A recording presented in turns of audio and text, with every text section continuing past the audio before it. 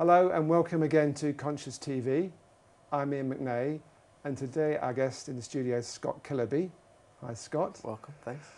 And Scott is one of those people that's been requested a lot on Conscious TV over the last couple of years. His name comes up on emails every now and again.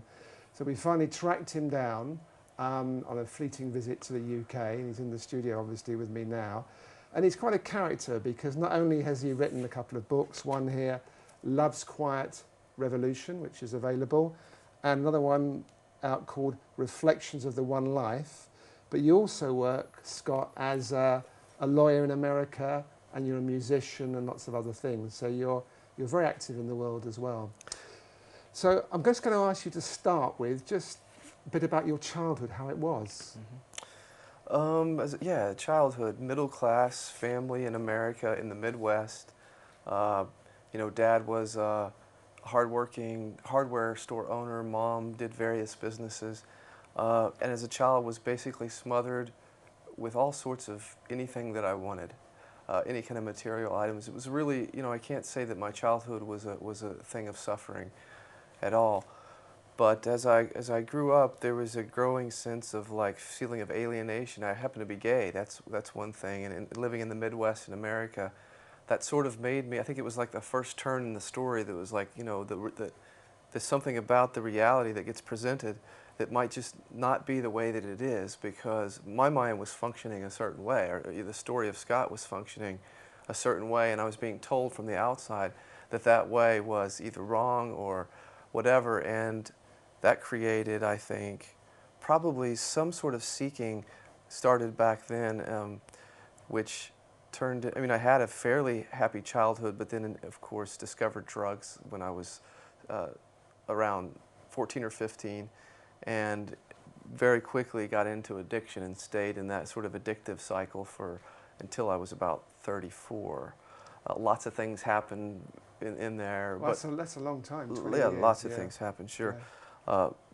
At some point became a musician, played in bands, eventually went to law school, just sort of life story stuff, and became an attorney, still using drugs, still heavily using drugs through law school, even using drugs and drinking a lot, and really, really on a course of disaster. Really just heading towards disaster.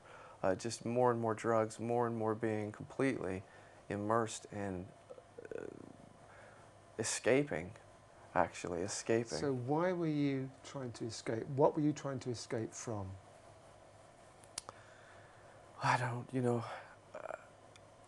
life, actually, in a way. I was trying to escape from I guess, how do I say that? I was trying to find something that was not there. Something felt off, but I don't know that I can put a word to that. I don't know that I can say it was this. I can just say it was like this.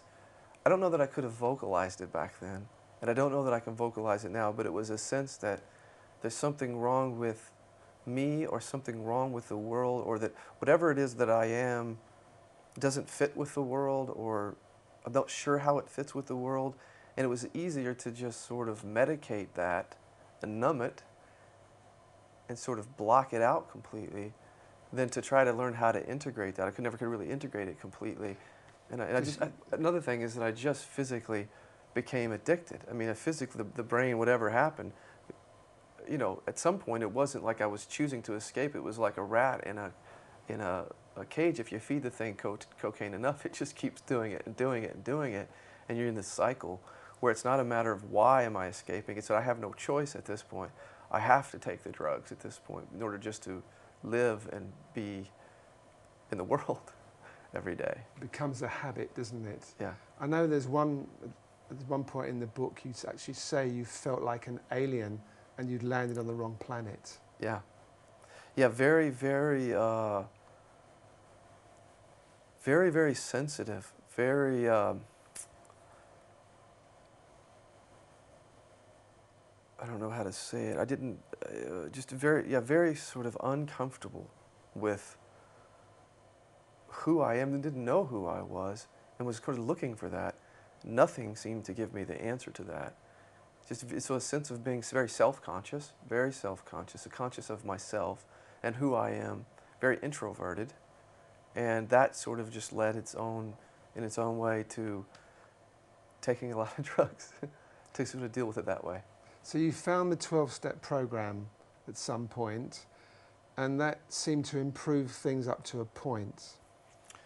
Yeah, I mean, in the story, the 12-step program was very, very important, and I won't name the program because we're not really supposed to do that on a public level. But it was a program that was designed to help people get off drugs and then get in with a support system that was very, very helpful to actually just remove the drug from my system, remove me from those people and places that where I use drugs with, and sort of put me in a different attitude around other people that would support me, and then that gave me the freedom to try to understand living still as the sense of being Scott in the story, that strong sense of separation, but now without being able to use the drugs to medicate feelings and to escape. So that was a whole new sort of experience then, because I didn't have my crutch, I didn't have my drugs, which just started a whole another kind of search. So it started a kind of spiritual search, didn't it, looking at a greater depth. And then you talk again in your book about, you started to read Adyashanti and Krishnamurti, Byron Katie and other people. So this was happening, but there was still this nagging feeling you talk about, that this still wasn't, you didn't feel complete, this still wasn't it. And you know, back then I couldn't have told you that that's what it was. Couldn't have vocalized that. You know, because when I look back, it sounds like I have this Monday morning quarterback sort of insight to that. But the living of that in sense of being a separation, because it's so normal, because it's never questioned, I can't tell you that I had that in my mind, that I felt like a separate person, or that I was looking for wholeness or anything like that. I couldn't formulate it that way, but certainly there was this intense seeking energy towards something. I didn't know what it was, but it was just this continuous drive towards something, apparently because something was missing, or there was a sense of lack, or however you want to say that. Yeah, and I think many of us have that in the world, you know, we know that what we have in life, we may be doing quite well, and we've been quite successful in our careers and have a good relationship, but something is still missing. And I would say that searching shows a certain intelligence, insofar as we're still looking because we know we haven't got it, rather than saying, well, I have to accept this. That's all there is. Yeah, I think that that's true of the human condition, is that there is, and when you ask people, you know, what are you looking for, oftentimes they'll say something, but a lot of times they don't even know what they're looking for, they're just looking. It's just that energy of looking and seeking as if something is missing, and it's certainly very prevalent anywhere you go across. I've seen it in every culture that I've talked to. It just seems to be something about the human condition. But of course, the beauty of that is that if you begin to look in a certain way, you can find the end of that sense that something is wrong, and that's what the whole non-dual search was really about, you know. So you had experience when you were driving in the car one day. Do you want to describe what actually happened there? Oh yeah, it was an experience. As far as experiences go, you know, at the time it seemed really, really important. Now it's taken within perspective of what it was. But I'll tell you is that it was just there'd been an intense period of sort of inquiry, of looking into what I am, what this is, this reality, sort of, and there had been sort of this intense kind of real pleasurable energy in my body just for about a week and a half. It was a very, right here in the chest, it was a very, like, very pleasurable sense, and I didn't know what it was, but driving in the car, it was the sense of the total sense of separation just sort of melted away for a second, and just a complete sense of separation melted away, and there's nothing that could be said about it. It was just a sense of the sense of me kind of melting away, of not being there. And you know, it was an experience, and it passed as an experience, but I think that along with some other experiences, something was falling away or being seen through. And did it seem significant at the time?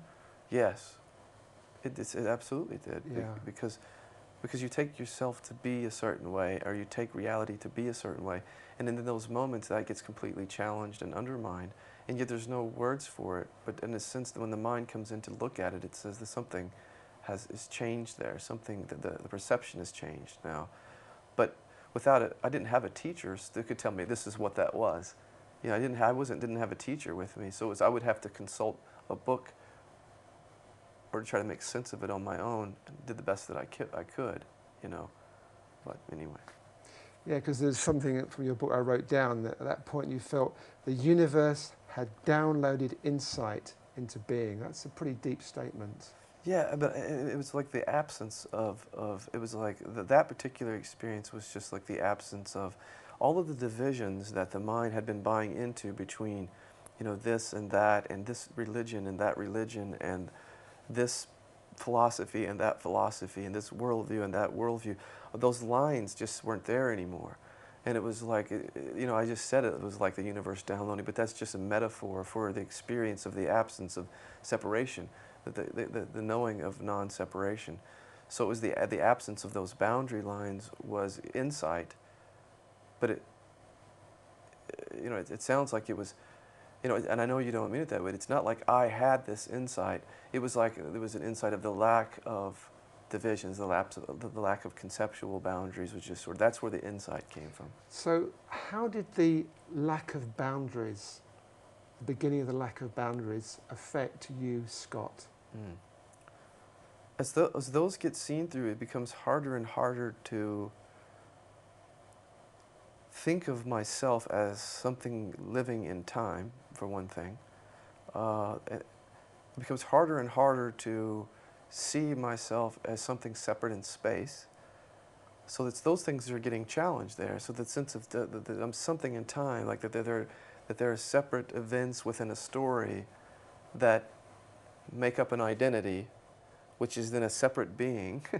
That's what's getting challenged there. And all of the things that made me up, which were the way that I would define myself as a member of this group, define myself as Scott with this story, with this characteristic, with this worldview, that gets challenged, actually. So that the self that's hiding or that's constructing itself or holding itself up behind those views, within those boxes, is being challenged. You see, it's not just the story of me that's being challenged. It's all of the branches of that tree. It's everything. It's the... Well, it's reality, isn't it? It's reality, absolutely. Very fundamental. Yep. And was that a process that you could completely accept, or was there fear and anxiety involved in it at times? Certainly fear and anxiety. It wasn't an overwhelming sense of ongoing fear and anxiety, but there were moments where the anxiety and fear would just rush up into the body. And the mind, you know how the mind does things, the thought, it tries to sort of create all sorts of things of dreaming of physical death or what's going to happen to me or whatever. But yeah, I mean, I think that with the anxiety was just to let that be as it was, you know, without trying to label it or understand it in any way, and not try to escape it in any way, you know, with trying to there's no mental understanding that you can place on anxiety or fear that really does anything with anxiety or fear, because all the mind does is it tries to go back into divisions, into the intellect, because it tries to place some understanding on that. But the fear that was coming up was like the glue that had been holding that sense of self together. It had been there the whole time, operating in the story, you know, making the Scott character seek something because something was missing, fear something because of doom in the future, and that had always been there. But the thinking mind, the identity, the thinking Scott, we had devised all these ways of not having to actually experience that anxiety, is how I saw it. So the tendency was not to go back into thought to try to understand that, but to let the anxiety be as it is.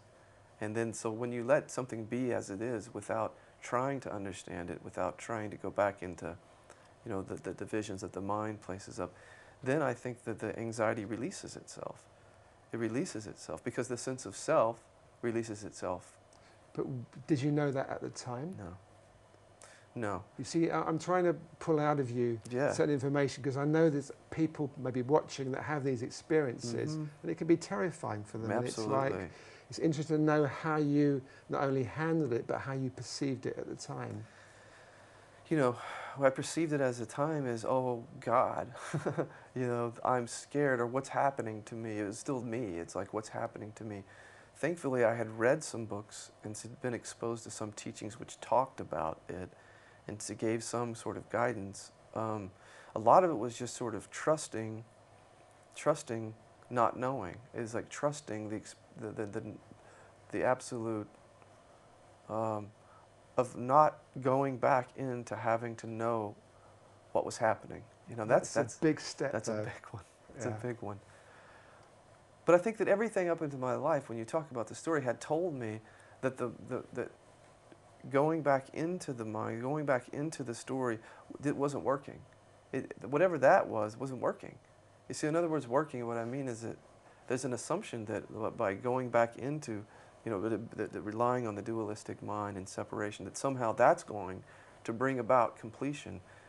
And through 20 years of using drugs and looking for myself everywhere, I had all the evidence that I needed that that was not going to work. So something else had to be trusted. So you had in a no way. option, Yeah. in a way. Yeah. Right. You'd run out of other ways to Yeah. approach it. All the other ways had been exhausted, you know, in Yeah. a way. So you then had a second quite significant experience, I think 5 or 6 months later. Again, you were driving in the car and you started, I think, from remembering in your book, you talked about sparks. You felt little sparks all over your body. Mm-hmm. Yeah, that was just the beginning of it. And again, it was just an experience. I know you've heard this before. It's just an experience. Yeah. And although we talk about it, it's fine to talk about. But the point being is that what gets seen in these moments is the absence of the separate self. And so that the really, when we talk about non-duality, it is more than just an experience. And I know you've heard that before, but it's important to say that.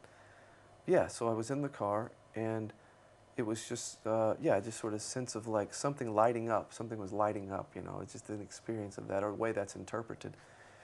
So then I'm home, and I'm lying on my bed, and the thought came to me that consciousness just wants to see itself, but I didn't know what that meant. And I had never really used the word consciousness before that. That was not a word, and I still don't use that word. But that came up. And then I just would walk around the room, and there was no way to find a division. There was no way to see that I was here, and the sense of me here and the wall there as something separate was completely seen through, or the floor, or the idea of the street light. So when you say it was seen through, what do you mean by that? It was the absence of a structure, is the way I say it. It was the absence of a conceptual structure, the one way of saying it.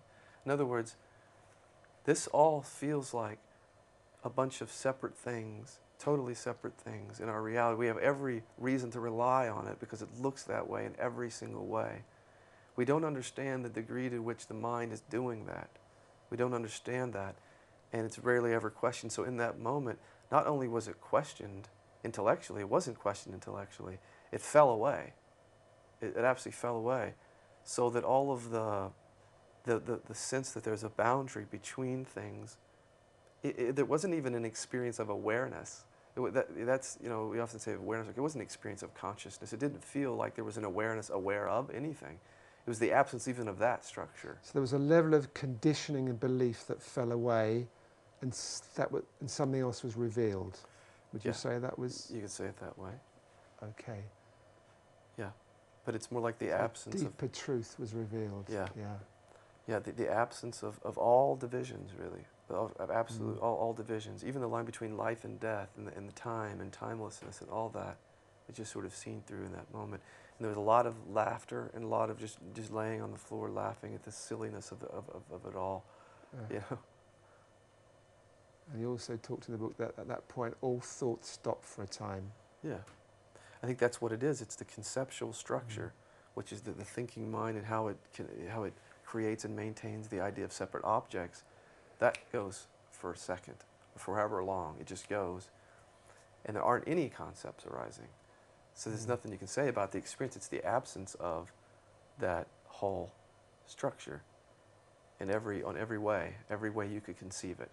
Up, down, awareness, appearances. There were no awareness and appearances. There was no Scott, there was no wall.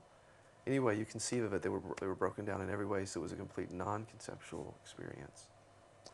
And then the next day, you wake up and you're still a lawyer, and you still have to earn a living. Yeah. So, but it must change being a lawyer, you know. You know what? I'll say this: it absolutely does, actually.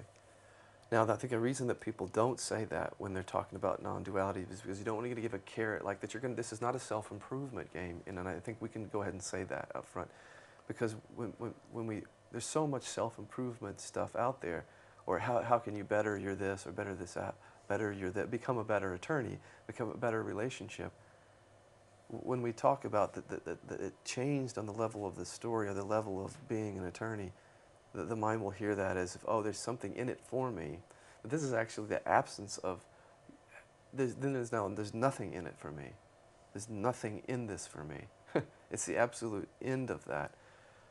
That looks different on the level of appearances because all of the suffering that was coming from the idea that, as an example, that I need something from you, or that I need something from the practice of law to make me the image of being an attorney something in the eyes of someone else, or that I need to be a famous musician, or that I need to, that if people don't listen to me, that something is wrong. So it's the absence of that. So that's obviously going to change. Absence of desire by the sound of it from what you're... Yeah, for the personal self, the absence Yeah. of desire for the personal. Yeah.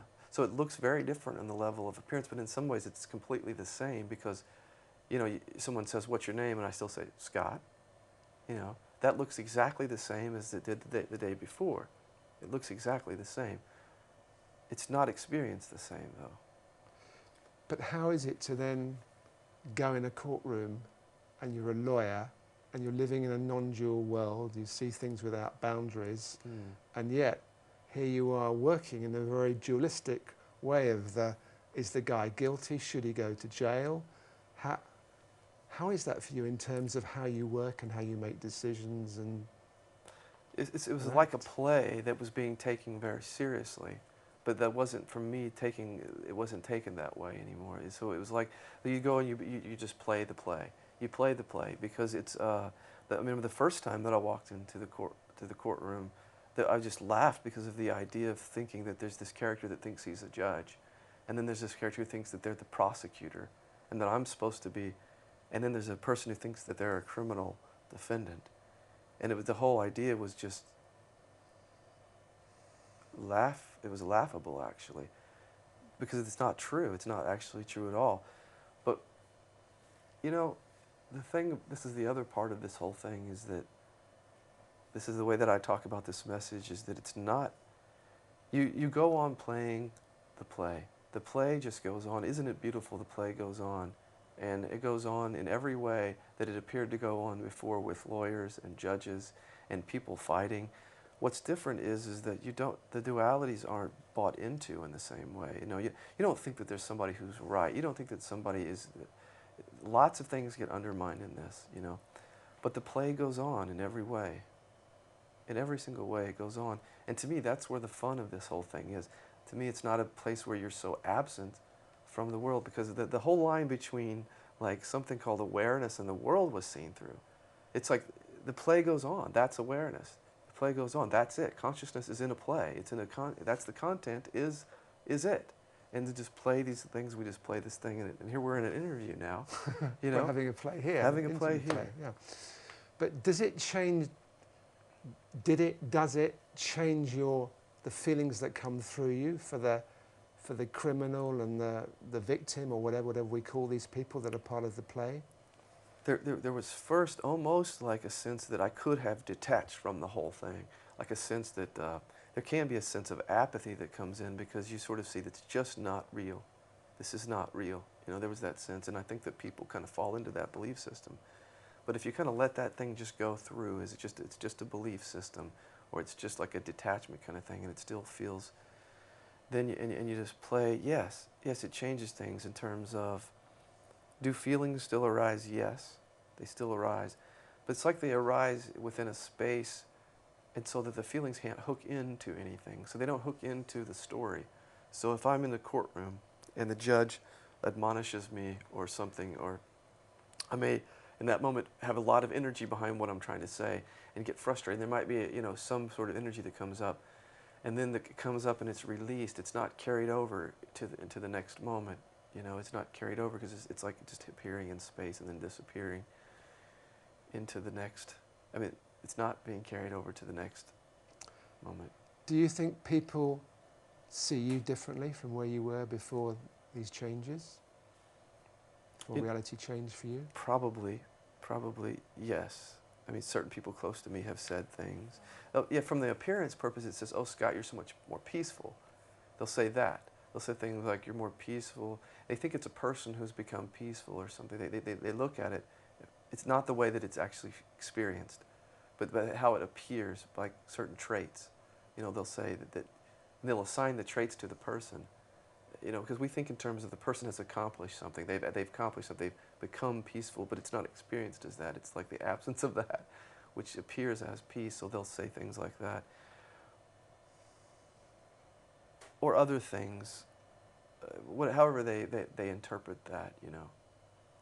So they feel something good has happened to you and you're a happier person. That's probably, yeah. And do you still get angry and frustrated if you feel there's injustice? Is there something here, something there that's still affected? This is really good because not in the way that it was before, because a lot of it before was like, this makes me angry because I know, because I'm right about this, because I know something that it came from like a kind of self-righteousness, a different kind of thing. It was like I know what's best for everybody. I have all the answers. That kind of arrogance that we carry around, that thinks that when we look at the world, it's actually real in the way that it's appearing for us, and it's, you know. So a lot of that is like, a lot of my beliefs were about just building up the self sense. Like if there was an injustice, it was about, there was a lot of self in all that, a lot of a sense of me in all that, you know. So now it's more like a sense of, it's very hard to explain, but it's like, it doesn't feel like detachment, and it feels like great compassion actually, and love for this whole thing, whatever this is, this magnificent thing that's happening here. And to think of myself as something that doesn't feel compassion for something else is not actually true to what has been realized. You know, so the part is just to, this is just a turn of phrase, is not to turn away from what actually has been seen, actually. Yes. Yeah. I just thought of a song by Jackson Browne called Lawyers in Love, because it's very rare you hear a lawyer use the word love. Yeah, but actually in your book, Mm. you talk about love quite a lot. Yeah. You talk about it as something that's actually, that's what's left after Yeah. everything drops away. Yeah, a lot of people don't talk about that, and you know what? I understand why, because it is confusing. Because again, we'll think of that it's the kind of love that we normally associate, which is I love you, the story of me, loves the story of you. That kind of love is fine. It goes on in the world too, but a lot of that becomes because the story of you enhances the story of me. You see, so I need you as an other to know who I am. Without you, I can't be anybody, so I need you. And it becomes very possessive, you know? Like if you go away, I lose myself. Therefore, I have to possess you in some way, or some way. Well, there's a feeling of lack. Lack. That's what Yes. when relationships split up, somebody feels, and there's a death or something, it's the lack. Yes. Somehow there's something missing. Coming from separation. Yes, yeah, that's right. From separation. And so we do all those things to each other, like in our relationships. In that sense, there's something that you tell me that I'm right, tell me that I'm good, tell me that I'm loving. Be the person that I think that you are, that I want you to be, so that I can be the person that I want myself to be. And you control my love in that way. You know, everybody else controls my love, because if you leave, if you do something that threatens what I think of you and me, then you're threatening me. You see, so it's the best that we can do under those circumstances, because it's really we're trying to love unconditionally, but we can't. We don't know how in separation, because it always comes back to the me, the sense of lack, as you say. So when that falls away, one could turn away from what's being realized and say something like, "There's nobody and there is no one," which is true in one sense. But it can be a way to turn away from what's actually been seen. This is the way I talk about it. What's actually been seen is the lack of separation. It's not some fancy phrase that there is no one, or that all there is one is, which is, it's not a fancy phrase or a belief system or a philosophy. What's actually been realized is something magnificent, actually, something that's extraordinary, which is that now the possibility of unconditional love, that's actually possible if you don't turn away from it. Which, because now you and I can be in a relationship, but I don't want anything from you. I don't have to possess you. I can actually be interested in just being with you or with somebody else just for the sake of being with you without demanding something from you. And then we explore that in our lives, and here we are on Earth having that experiment. But is there a Scott personality running sometimes that sometimes feels a lack or feels a tinge of jealousy? Does that, or is that something that's completely gone now? It's just almost completely gone now. There may every now and then be something, but it's so rare that nothing even comes up in my memory. For a while, there was some stuff that was coming up. You know, just some stuff like old things of the story of like remnants of memories of whatever coming up. But what I'm saying is, if you can't, it's not a person who stays true to the realization. It's not that. It's not like when I'm saying you have to stay true to the realization, but it's like what has actually been seen here is that there is no one here, as in terms of separate people. Okay, so when that arises of a Scott, is their ability to see, there's their capacity to see that for what it is, which is a conceptual self, that doesn't have the kind of existence that it appears to have. And when you see it that way, you see that it's thought, for one thing, and that it's a self-centered conceptual self. It's focused on itself. When you see that for what it is, you see right through it in that moment. So in the moment that would appear, you would just be seen right through again. And eventually, it just stops appearing because you see that it's not coming from what's been realized, you know. So would you say there was a period of integration?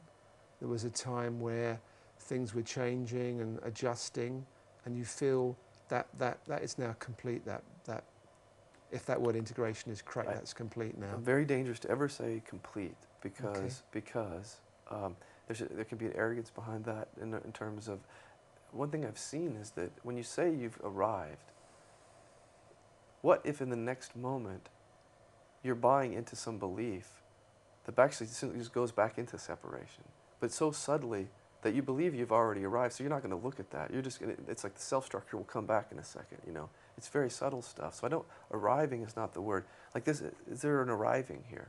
You see what I mean? This is alive. This is aliveness. So there's no one who can arrive at it. And that would just be a belief that somebody has arrived, you know. So it's not that. Is there an integration? I wouldn't use the word integration, but it's more like continuing to be, it's so funny to talk about it, but it's being completely open to see the ways in which there's a living in a divided way.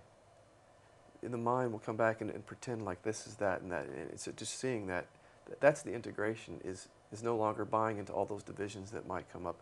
And there are many, many, many minefields that can come up after a saying. And I've seen a lot of them, and I see a lot of them in others who either acknowledge them or do not. And so it's not an arrival, it's like it's an alive seeing. That's all I can say about it, you know? Yeah. So, you know, I'm trying to kind of probe to understand this a little bit more, and maybe I'm not going to, but I'm still going to try. It's like, so the way I hear it, there's like awareness is maybe watching, maybe that's the wrong word, but the awareness is aware when the mind comes in and tries to bring back the old Scott or bring back something that's automatic or unconscious. Is that right? Is it? In some ways, the story of Scott and the idea of Scott is harmless at this point. Even if it came back in, it wouldn't be like it was real, like a real separate object. So it's not even that. It's not even like shooting anything down or keeping anything down. Everything is flowing. I mean, there's no sense that I have to keep concepts out or anything like that. It's not a sense I have to keep a quiet mind, anything like that. Yeah. The quiet mind is what it is. It's the absence of conceptualization is all that it is. When you see the concept, when you see what concepts are, that they're seeming to point to separate things. When you see it that way, they're harmless, actually. And so don't remember your question, actually, but So the fact that a thought comes up and says that this is a table and I'm Scott doesn't make it a table and Scott. You see what I mean? It's just thought. It's all that it is. Completely harmless at that point. Yeah. If it comes up that I think that this is a table, and it really is that, with an independent nature, completely, and I'm Scott, now something feels divided about my experience, because I take these thoughts to be pointing to real objects that are existing independently. That's where the suffering comes from. But if the thought just arises table and Scott, but it's sort of seen through as like a transparent thought, it's just transparent, it's not, doesn't make it separation, then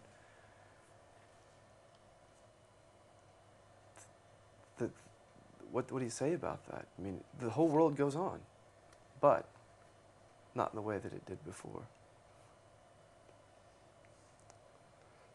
Yeah, I'm kind of a little bit lost now where I go with this. In a way I'm trying to understand, but I get a feeling for it. Yeah. So when you're sitting with me here, Yeah. what's your reality? There is quietness, you could say. There's like pure spacious. There's a spaciousness. You could say that there's that. And everything in the room that appears like you is just like this, the colors, everything, but the sense that of separation, the sense that things are existing separately from other things is missing. So there's no sense of divided here, like that there's something here that stops right here, and that right over here is not me. That's not there. And then if I said, well, is it over here? No, it's nowhere. There's no location for what it is. So it's the absence of identity, the absence of believing that objects are pointing to, and we can go into more depth about that. I'd like to know more about that. Absolutely. Yes. In our present, one way we talk about it, in our present experience, okay, what is this, first of all? The first thing the mind does is it says, well, I know what this is. And it begins labeling. It says, I'm Scott, you're you, this is a table, that's a floor, this is space or something. We're in a TV studio in London, okay? Every day, throughout the day, that stuff drops away all the time, and we don't even notice it. In other words, it's replaced, isn't it, by other identifications? It's replaced, for most people, it's replaced by other thoughts. So it's like, this goes away as a bunch of thoughts, and then new thoughts arise. Yes. When, let's say, I'm in my kitchen, I'm eating soup, this is my wife, this is my dog.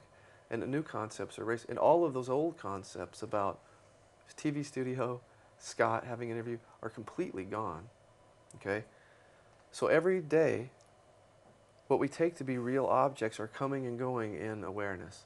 It's like we think this is a totally real thing, but in the flip of a moment, it all goes away completely. Everything that's known about this experience has gone away completely.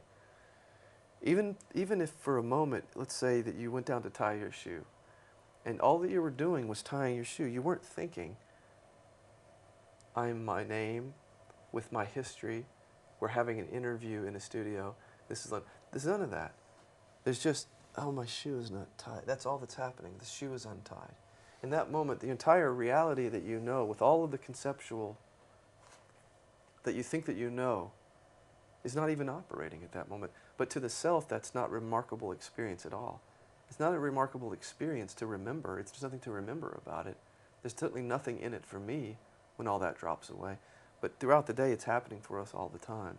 You're doing laundry or whatever you do, and there's no seeker. There's nobody who's seeking enlightenment. There's nobody who's missing anything. There's just putting clothes in. There's just the experience of putting clothes in a dryer.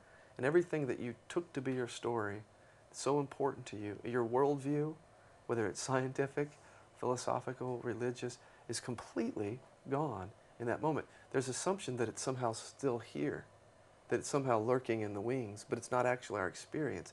It all goes away, actually, and all that there is doing the laundry. And then we're done with the laundry and we come back in and we recreate the world in our conversations. And we say whatever we say about it. And the world comes back to us through concepts. Some of the traditions that talk about a silent mind, all that they're explaining to you is that when your mind goes quiet, the entire world as you know it goes away. There's nothing that can be known because the mind is just completely quiet. There's a deep quietness. So it's just experience, like the experience of nothing. No objects because there are no thoughts arising. So that's my experience, is that there's just a deep, deep quietness. Or you could, whatever you want to say about that, it's the absence of concepts. Therefore, there's no boundaries. There's no sense of boundaries because concepts would have to come in for us to... And then concepts do arise, but it's like they arise within and none other than the space. They don't have an independent existence, and they arise, create things like, oh, well, this is a table. I'm Scott. This is an interview. Oh, yeah, we're in London. You know, as if... But just a second ago, we forgot that we were in London. You see, if you're not thinking about London, there's no London. We don't know a London. You have to have that thought to have London. So that's what my experience is like. Right now, as we're talking, I forgot that I have a partner and 3 dogs. Okay? It was totally out of my reality. It's not like there really is a partner and 3 dogs out there that is ever your experience if you're not thinking about it. You see what I mean? If you're not thinking about it, there's an assumption that it's out there in the way that it's being conceived, but it's never your experience that way. It's never your experience. It's only what you're experiencing is whatever thoughts are arising now. And if no thoughts are arising now, there's no experience of anything. It's interesting. I got this thought that's just coming now, which is, we were talking earlier before we started the interview about a new book you've got coming out soon, which is about addiction. Mm-hmm. And my thought is, in a way, we're all addicted all the time, aren't we? Not in an obvious way like alcohol or drugs or sex or whatever, but we're addicted to kind of thinking things are a certain way. Yeah. And I'm just wondering what this new book covers. What depth it goes to in terms of addiction? Yeah, the book is called Natural Rest, and it's not just about drugs and alcohol, actually. It's about the idea, really, in a very general sense, it's about the idea that, you could talk about it a different way, but it's about the idea that something is missing. That's the main thing of it, that something is missing. So it deals with that idea, and it helps one see through that. But yeah, you could say addicted to thinking that reality is a certain way. One of the addictions that people have is the belief that they are people with whatever story is attached to that. It's a very, very addictive movement. You know, so all through my life I think of myself a certain way and repeat that thought. That thought arises again and again to create the appearance that I am that way. If I say that I'm a horrible person, that I'm whatever it is, it doesn't matter. Repeat that enough, it becomes an addictive quality of that because there's a familiarity with that in the sense that that's actually how it is.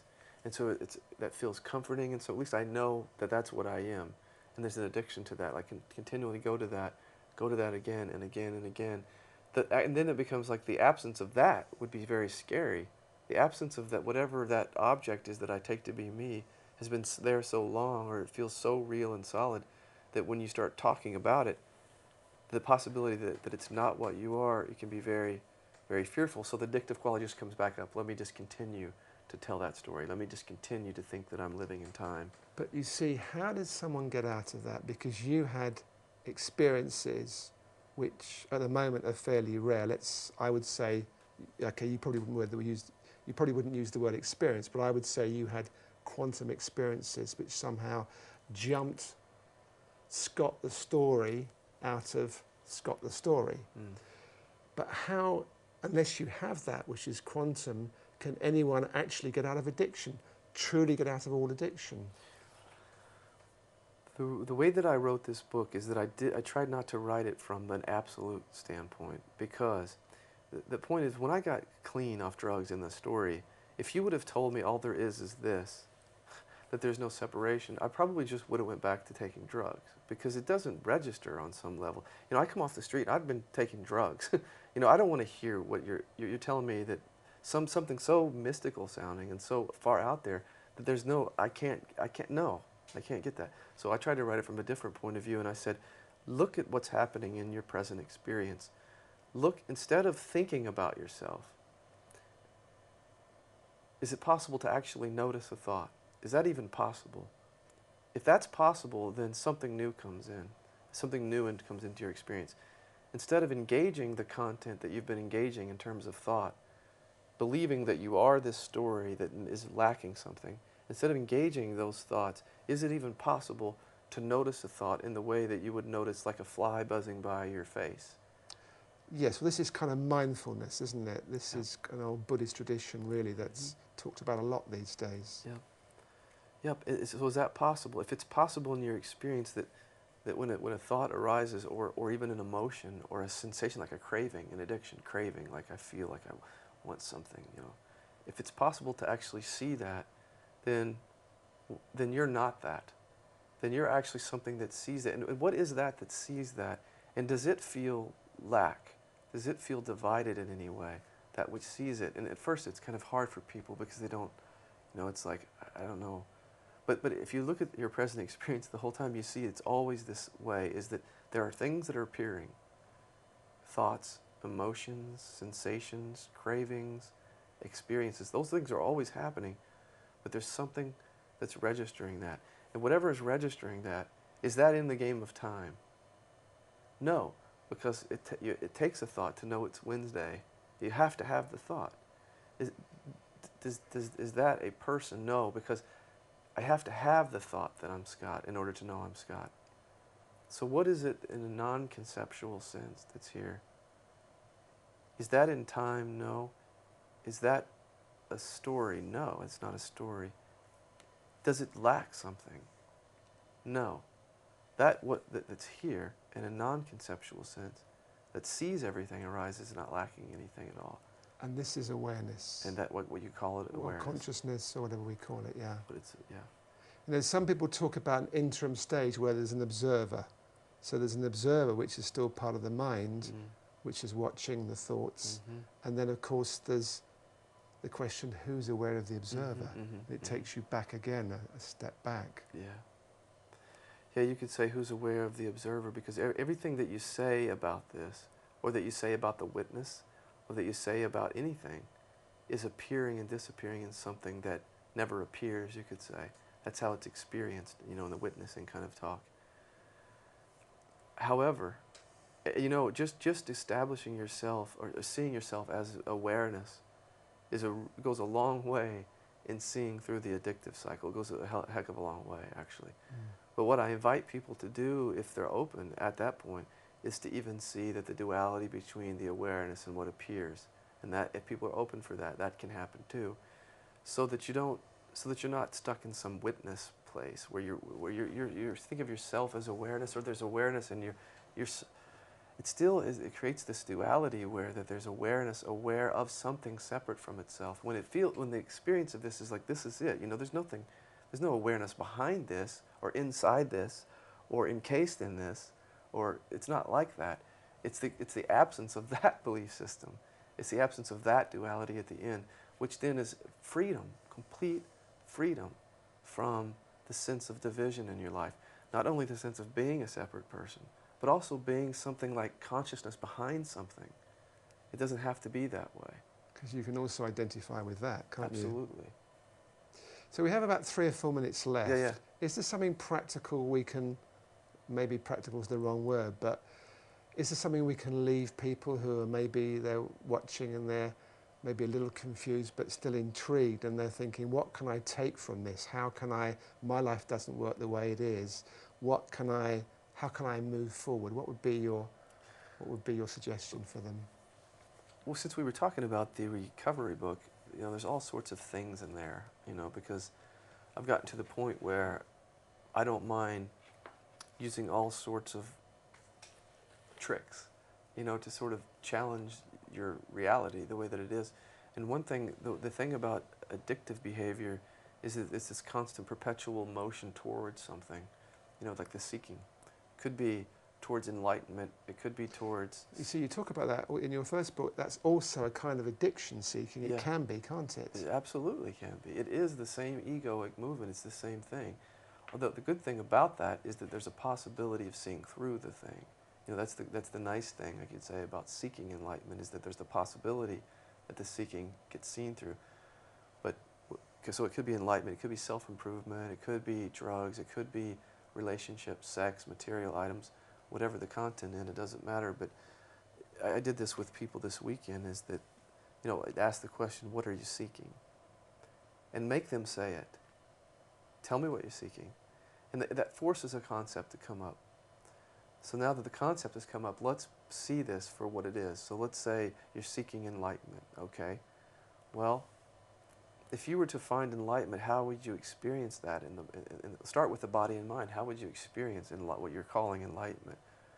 And people say it's things like, well, I may have this experience, or I may have this feeling. And then we say, well, yeah, those are temporary things. But what would you really, really get out of that? If you really, really, and you question this, all of a sudden, well, I would no longer have to seek that. Because if I found that, I wouldn't have to look for it. In the absence of seeking after that would be a sense of like I'm okay now. Everything, I'm complete now. So the next question is, now that you found out what it would be like, is the story that you need to go find enlightenment, is that actually providing the rest that you're looking for? Is that providing the peace, the freedom that you're looking for? It's a process of inquiry in a way, Yeah. isn't it? Yeah, and the answer is no, it's not. It's not actually providing. It's actually making it seem like there's something missing. So that every time I entertain this story, it feels like something is missing, like there's enlightenment out there, or there's self-improvement, or there's drugs or sex or whatever. So then the last question is, are you open then? Are you open, which is just a question, to notice that thought anytime it arises, and just to recognize thought-free presence? Are you open to that? And then, you know, usually people, there's a relaxation when they hear that and say, yeah, I think I'm open for that. And then it's like, oh, so this presence here already feels complete, actually, now that I actually look at that, or look from that, or as that actually feels complete. That might be what the word enlightenment is pointing to, actually. And then, you know, usually if you do that once or twice with somebody, a new concept comes out. They'll say like, yeah, but I heard somewhere in a book that it's like an experience of being home, and I don't feel home yet. So we go back to number one. We say, well, you're seeking home. So how would you experience home? You know, I wouldn't have to seek home anymore. You know, well, is the idea that you're not home yet? Is that providing the peace, the freedom, the rest? No, it's not actually. Well, are you open? Are you open to just, whenever that arises, just to, and I also tell people just to experience the emotions and the sensations exactly as they are in the body when you're resting in thought-free presence. And it sort of brings people back to this. Okay, I think that's probably very helpful for people. Yeah. Thank you, Scott, and thank you for coming in to talk to us. Yeah, thank you, my pleasure. On Conscious TV. And the book that I've read, which I really enjoyed, is Love's Quiet Revolution, An End to Spiritual Seeking, and I can recommend that. And thank you for watching Conscious TV, and I hope we see you again soon. Goodbye.